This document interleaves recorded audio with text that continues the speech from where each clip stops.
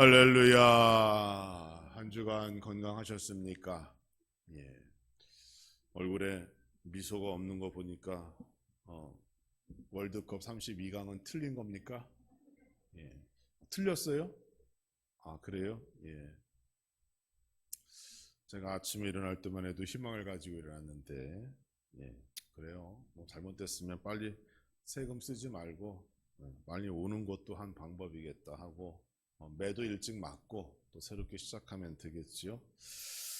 우리 옆에 있는 분들 앞뒤로 또 함께 우리 인사합니다. 고난 가운데 역사하시는 하나님의 인도를 믿으며 살아갑시다. 인도하겠습니다. 시작. 고난 가운데 역사하시는 하나님의 인도를 믿으며 살아갑시다. 아멘. 하나님의 인도라는 주제로 6월 한 달 동안 설교하고 있습니다. 하나님의 인도라는 은혜를 생각하면 우리는 가장 먼저 형통이라는 단어를 생각하게 됩니다. 그리고 형통이라는 그 이미지 속에는 당연하게도 내가 원하는 일, 내가 계획하는 일이 착착 진행되고 잘 되는 것. 그래서 결과적으로는 나의 소유가 부유하게 되는 그 과정, 그것을 우리는 형통이라고 생각하지요. 그래서 자신이 생각하는 방향으로 일이 진행되지 않으면 어때요? 하나님께서 나를 잊으셨나 보다. 낙심하고 또 불안해하고 두려워할 때가 있습니다. 그리고 그 문제를 해결하고자 답을 교회가 아닌 교회의 밖, 또 성경이 아닌 사람의 방법을 통하여 문제를 해결하고자 하는 것이죠. 여러분이 생각하시는 하나님의 인도는 어떤 모습입니까? 항상 자신을 형통하게 하는 것, 그것만이 정말 하나님의 인도하심이고 그것만이 진정한 형통일까요? 구약과 신약에서의 형통은 각각 시대적 차이가 있어서 그 의미도 많은 차이를 보이고 있습니다. 먼저 구약에서의 형통은 앞으로 나아가다라는 뜻이 있고 성공하다라는 뜻도 있고요. 그리고 하나님의 도움으로 목적을 이루다라는 뜻이 있습니다. 특히 구약 성경에서는 어떠한 일을 이루고자 할 때에 사람 자신의 힘을 이루어가는 것을 형통으로 보지 않았습니다. 기도와 하나님의 응답 속에서 하나님의 인도하심의 은혜가 먼저 선행되어지고 그리고 사람이 생각하지 못한 방법을 통하여 자신이 계획한 그리고 하나님께서 도우셔서 그 목적을 이루어 갈 때 그것을 형통이라고 하였습니다. 즉 하나님의 도움의 그 은혜를 통하여 목적을 이루거나 어떠한 명령이나 사명을 완수해가는 그 과정을 형통이라고 구약은 설명하고 있습니다. 개인의 욕망을 충족시키는 성공, 세상 가운데서 남들보다 더 많은 부와 명예를 얻는 것, 이러한 것이 형통이 아니라 전적으로 하나님의 주관 아래 하나님께서 이루어져 가시는 것이고 그 결과 또한 하나님께 영광 돌리는 것, 그게 형통이라고 구약 성경은 우리에게 설명해 주고 있습니다. 신약에서는 그 형통을 더 깊은 의미로 우리에게 말하고 있죠. 예수님께서 이 땅에 오신 후에 성경의 관심은 개인의 성공이 아닌 하나님의 나라로 옮겨지게 됩니다. 그래서 구약에서는 인물 중심으로 사건이 흘러가죠. 아무개 가정, 누구 족장, 이런 식으로 사건이 계속 흘러가지만 신약에서는 하나님 나라로 복음을 통해 확장되어지는 데 집중하게 됩니다. 그래서 예수님께서 이 땅에 오신 후에 이 땅 위에서 하나님의 나라가 선언되고 실현되어지려 가는 그 과정 하나하나를 형통이라고 신약 성경은 이야기하고 있는 겁니다.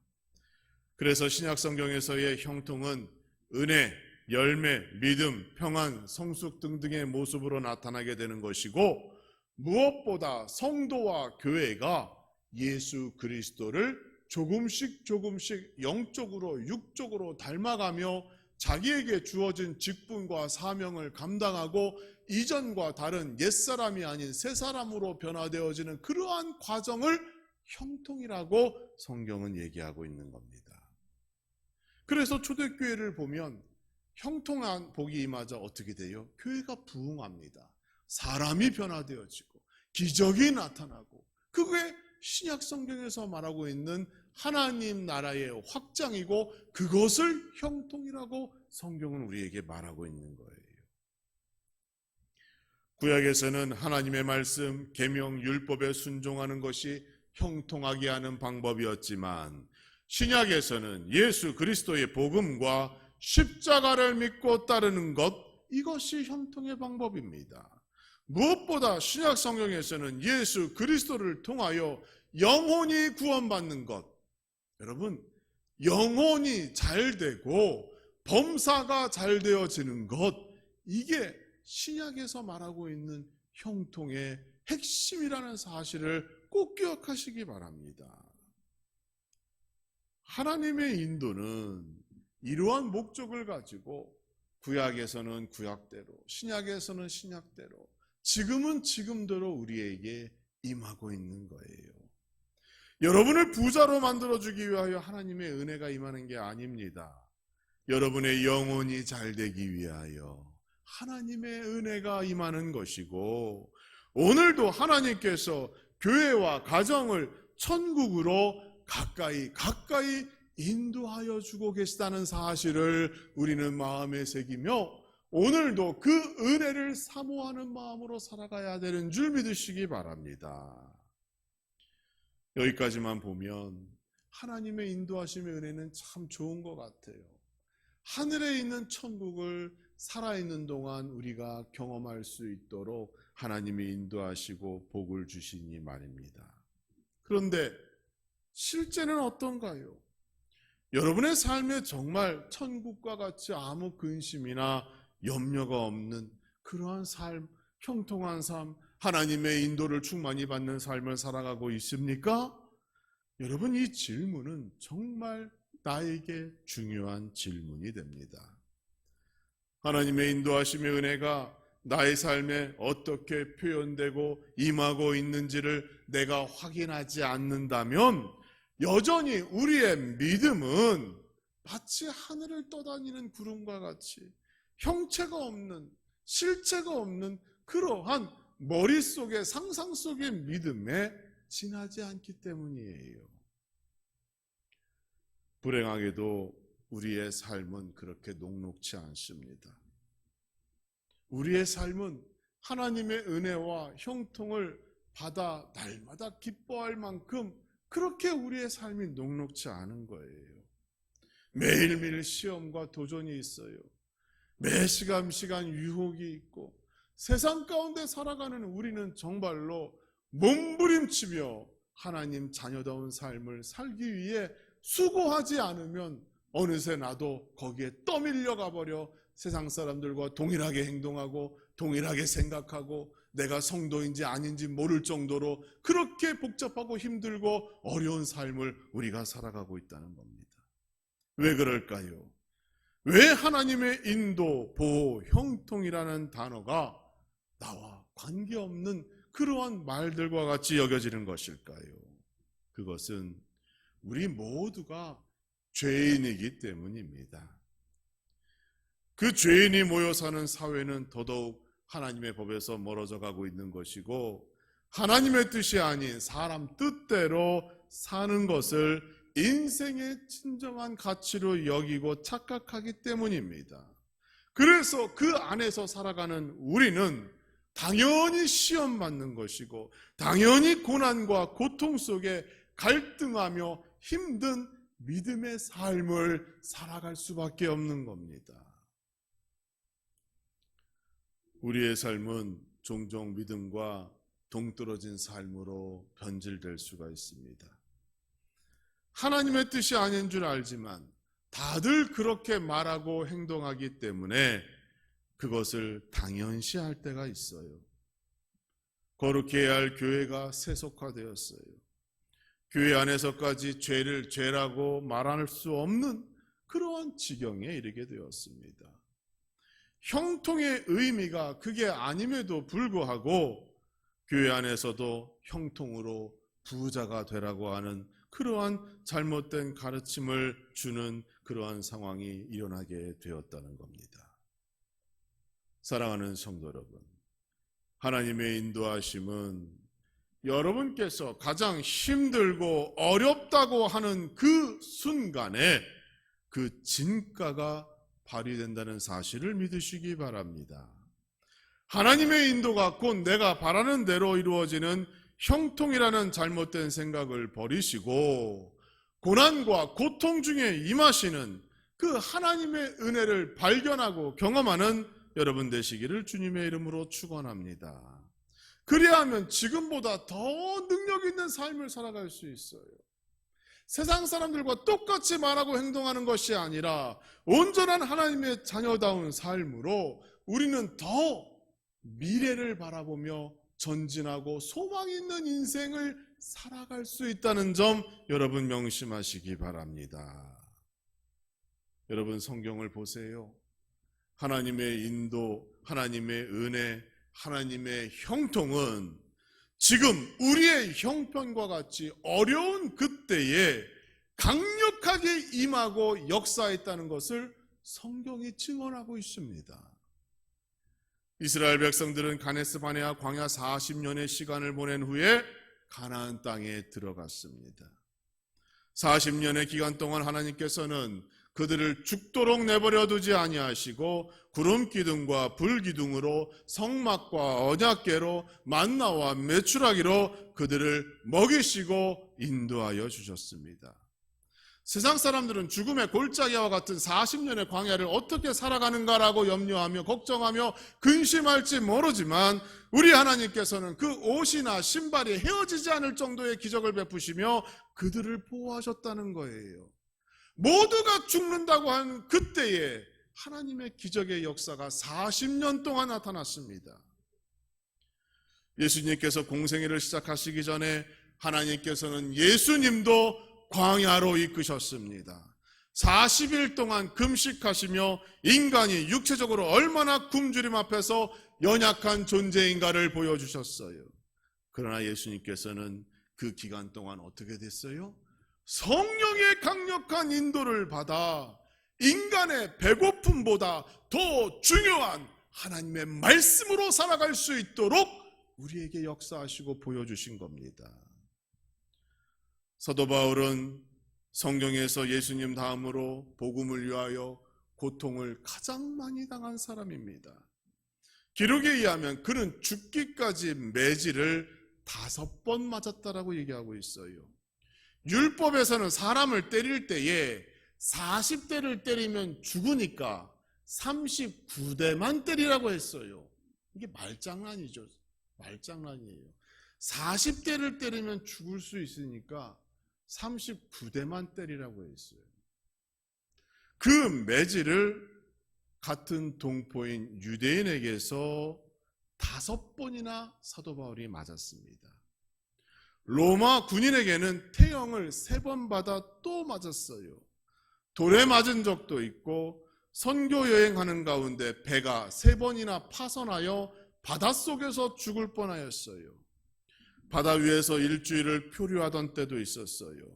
바울을 죽일 때까지 음식을 먹지 않겠다고 하는 그러한 사람들까지 있었습니다.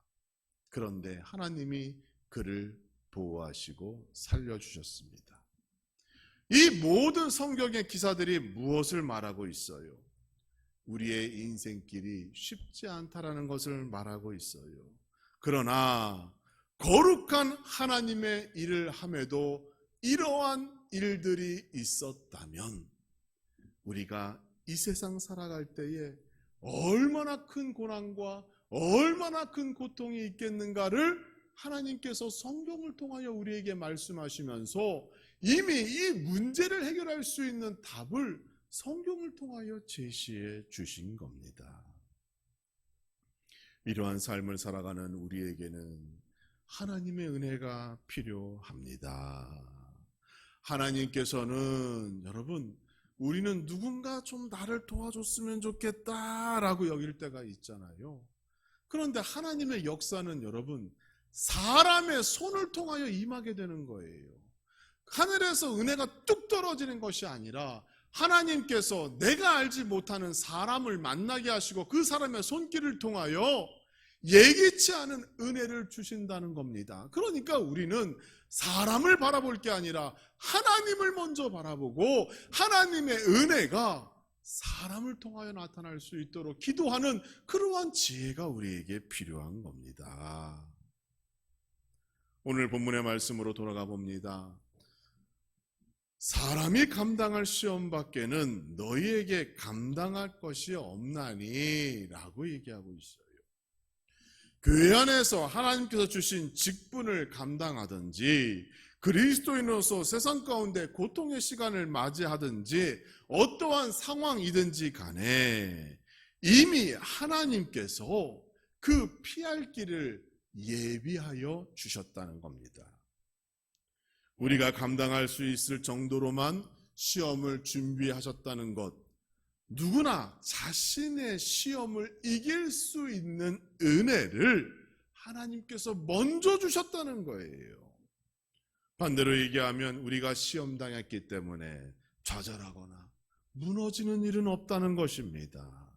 내가 그 은혜를 발견하지 못했을 뿐이지 이미 하나님께서는 그 시험을 감당할 정도에게만 나에게 주셨고, 나의 모든 형편을 아시는 하나님께서 그 시험을 내가 통과하지 못하여 무너지고 좌절하고 낙심하고 근심하게 내버려 두지 아니하신다는 약속입니다. 그러므로 우리는 어떠한 시험이 나를 찾아왔을 때 하나님께 먼저 엎드려 기도하며 이 사실을 알려야 하는 것이에요. 하나님께서 우리의 연약함을 아시기 때문에 성령을 통하여 도우시고 나를 이끌어 주심을 믿고 하나님께 간구하며 기도할 때 그 은혜가 실상이 되어 나의 삶에 임하게 되는 것이고, 그 은혜를 통하여 그 시험을 이기는 힘이, 능력이 나타나게 된다는 사실 여러분 기억하시기 바랍니다. 혼자 끙끙 앓으면서 내가 어떻게든 그 문제를 한번 해결해 보겠다고 하는 것, 여러분 그거 믿음이 아니에요. 그건 실력도 아니에요. 어리석음이에요. 아버지를 믿지 못하는 자녀의 불신일 뿐입니다. 하나님께서 이미 약속하셨고 준비하셨는데 왜 고민하고 있습니까? 하나님의 존재를 믿는다면 본문의 말씀을 믿으시고 모든 시험 앞에 담대하게 맞서시는 여러분 되시기를 주님의 이름으로 축원합니다. 하나님께서 그 약속을 지키시고 여러분을 도우시고 준비하신 그 방법을 통하여 인생의 삶의 고난의 문제를 해결하여 주실 것입니다. 저는 예전에 이러한 말씀을 읽으면 이런 생각도 해봤어요. 모든 시험을 이길 수 있는 능력을 주신다면, 아니 처음부터 시험을 빠지지 않게, 우리를 시험당하지 않게 좀 이쪽으로 피하고 저쪽으로 피하고 인도해 주시면 더 좋은 일 아닐까? 왜 하나님은 우리를 자꾸 시험에 빠뜨리시는 것이지? 이런 생각을 저도 한번 해봤습니다. 그런 것 같죠? 시험을 만나는 것보다 시험을 안 만나는 것이 더 큰 은혜인 것 같아요. 이게 우리의 생각입니다. 그런데 하나님의 뜻은 그렇지 않다는 거예요. 하나님께서는 시험을 통하여 우리에게 확인하고 또 원하시는 것이 있다는 겁니다. 여기서부터 하나님의 뜻과 우리 사람의 뜻, 생각이 달라지게 돼요. 우리가 시험을 직면하게 될 때에 우리는 그 시험에 대하여 의심을 품어서는 안 됩니다. 즉, 시험 때문에 하나님에 대하여 의심해서는 안 된다는 말이에요. 시험은 이미 내 앞에 와 있고 나는 이 시험을 통과해야만 합니다. 그렇다면 우리는 이 시험을 통하여 하나님께서 과연 무엇을 말씀하시는가, 무엇을 이루고자 하시는가를 생각하는 것이 더 마땅한 일입니다. 그래야 나의 힘으로 그것을 이겨내려고 할 때에 그 낭비되고 소비되는 힘을 아낄 수가 있는 것이고, 영적으로도 의심하지 않기 때문에 우리의 영혼이 피곤치 않게 되는 것이에요. 하나님께서 자녀에게 시험을 통하여 원하신다는 것이 있다는데 과연 그것이 무엇일까요? 가장 먼저 하나님께서는 모든 시험의 통제권이 하나님 손에 있다는 사실을 우리가 알고 고백하기를 원하시는 거예요. 모든 시험의 시작과 과정과 그 끝이 하나님의 손에 있다는 사실을 우리가 믿고 고백하기를 우리 하나님께서 원하신다는 것입니다. 욥이 예기치 않은 시험을 당했어요. 가장 행복하고 가장 즐겁다고 하는 그때에 하나님께서 그 사실을 모르셨을까요? 아니면 모른 척 하셨나요? 사탄이 욥을 시험하고자 할 때 누가 허락하셨어요? 하나님이 허락하셨습니다. 거기에는 첫 번째 조건이 있었어요. 욥의 몸에는 손대지 말아라. 그러자 사탄이 욥이 가지고 있는 재산과 가족들을 데려가 봤어요. 하나님께 불평하고 하나님을 저주하는가 첫 번째 시험을 봤으나 욥은 그러지 않았습니다. 그래서 두 번째 시험이 일어났어요. 그게 무엇인가 하면 욥의 몸에 질병을 주어서 그가 하나님을 원망하는가 보고자 할 때 하나님께서 두 번째 조건도 제시하셨어요. 질병은 주되 생명은 해하지 말아라. 죽이지 말라는 말이에요. 이 말씀은 무엇을 의미합니까? 하나님께서는 욥이 견딜 수 있는 시험의 범위를 아시고 그것만 허락하셨다는 것입니다. 첫 번째 임한 시험에서 욥이 감당할 수 있는 시험의 내용 뭐예요? 재산과 가족들의 죽음이었어요.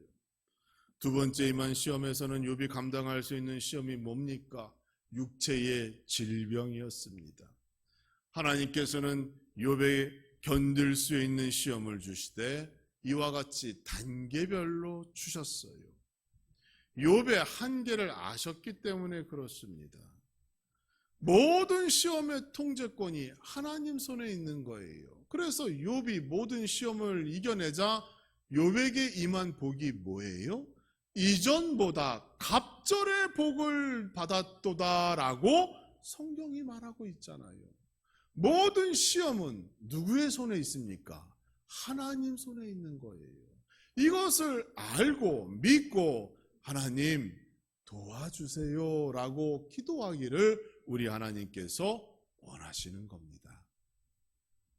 또 모든 통제권이 하나님 손에 있다는 믿음은 하나님께 모든 것을 맡겨야 한다는 그러한 믿음을 하나님께서 우리에게 원하신다는 겁니다. 하나님께서는 우리의 믿음이 여기에까지 자라나기를 원하십니다. 우리의 삶 전체를 하나님께 맡기는 거예요. 어떤 고통이나 고난이 올 때 그때만 하나님 찾아서 그것만 맡기는 삶이 아니라 우리의 삶 전체를 하나님께 온전히 드릴 수 있는 믿음, 그 믿음을 우리에게 원하신다는 겁니다. 오늘 본문을 보시면 시험 당할 즈음에 무엇을 보여주세요? 피할 길을 보여주신다 이렇게 말하고 있어요. 여러분 이 말을 오해하기 쉽습니다. 우리는 이 말씀을 듣고 하나님께서 시험에 당하지 않도록 새로운 길을 열어주시는구나, 시험을 피할 수 있도록 해주시는구나 이렇게 생각하기 쉬운데 이 말의 의미는 그런 의미도 있으나 원래의 의미는 그렇지 않아요. 시험이 왔으나 그 시험을 이길 수 있는 길을 우리에게 만들어 놓으셨다는 약속입니다. 그 이해가 출애굽 사건에 기록되어져 있어요. 이스라엘 백성들이 모세를 따라 의기양양하게 애굽을 떠났습니다. 그런데 그들 앞을 가로막고 있는 불가능한 문제가 있었어요. 그게 뭐예요? 홍해라고 하는 문제였습니다. 뒤에서는 바로의 군대가 쫓아오고 있다고 그래요. 앞에는 건너갈 수 없는 홍해가 나타났습니다. 그런데 여러분, 이 홍해는 갑자기 나타났나요? 아니에요. 수천 년 전부터 거기에 있었던 문제예요. 피할 수 없는 문제예요. 사람의 힘으로 피할 수 없는 것이지 하나님께서 개입하시자 그 문제, 그 시험, 홍해를 어떻게 건넜어요?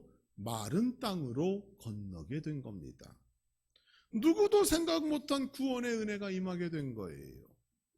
홍해 가운데 길을 열어주사 이스라엘 백성이 마른 땅을 밟고 그 땅을 건너게 된 겁니다. 시험 속에서 이미 우리에게 피할 길을 예비해 놓으신 하나님의 은혜입니다. 그러므로 우리에게는 이것을 믿을 강력한 믿음이 필요한 것입니다. 그리고 문제의 짐을 하나님께 맡기는 결단이 필요합니다.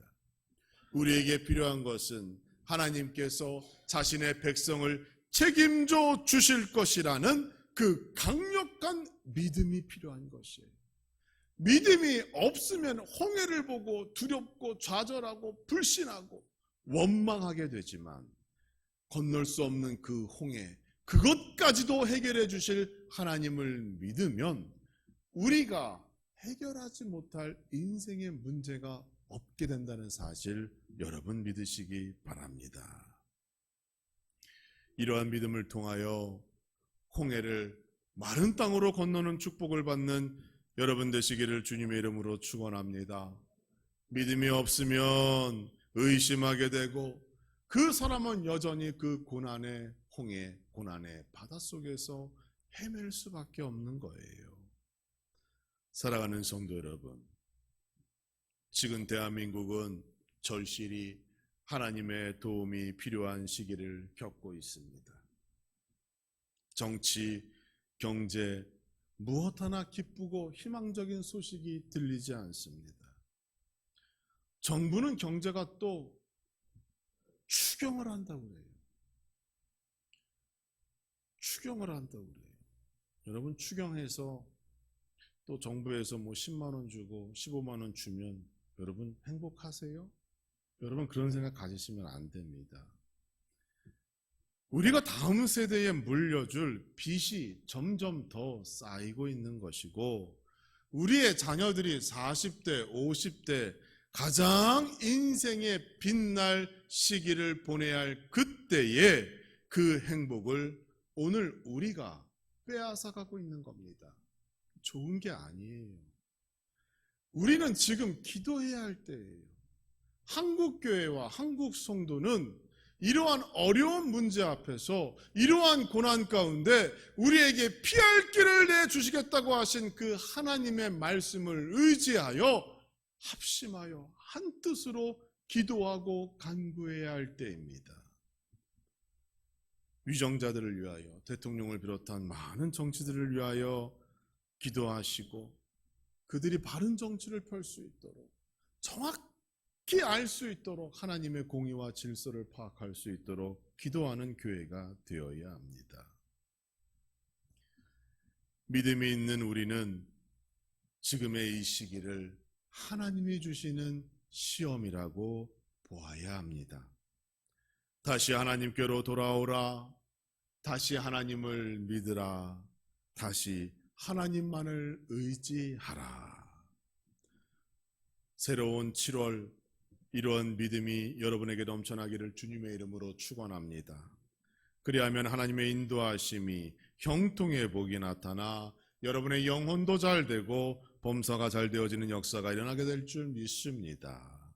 무엇보다 이 나라와 이 민족을 위하여 기도하시고 전능하신 하나님, 그 하나님께서 대한민국과 한국교회와 성도를 돌아봐 주시옵소서. 기도함으로 인하여 7월 한 달, 다가오는 7월 새로운 계절, 더욱 아름다운 계절과 여러분의 인생 되어지기를 주님의 이름으로 축복합니다.